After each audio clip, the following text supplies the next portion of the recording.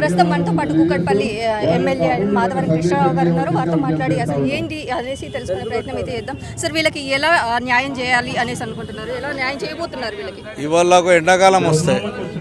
ఇవాళ సెంటరింగ్ కొట్టాలంటే కాళ్ళకు బుగ్గలు వచ్చి చేతిలో బుగ్గలు వచ్చి ఇవాళ సెంటరింగ్ కొట్టి ఇవాళ స్లాబ్ వేయించేదానికి కూర్చేసినటువంటి కార్మికులు సెంటరింగ్ కార్మికులు. వాళ్ళ కష్టం లేనిది హైదరాబాద్ డెవలప్మెంట్ లేదు.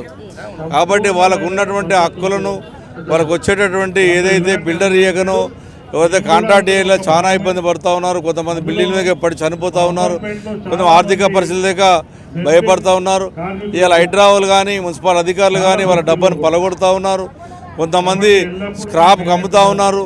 ఈ రకమైన ఇబ్బందులు పడుతున్నారు. కాబట్టి ఖచ్చితంగా ఈ కార్మికులందరికీ న్యాయం చేయాలని ప్రభుత్వాన్ని డిమాండ్ చేస్తూ ఉన్నాం. ఖచ్చితంగా బీఆర్ఎస్ పార్టీ తరఫున కార్మికులందరికీ మేము అండగా ఉంటామని తెలియజేస్తూ ఉన్నాం.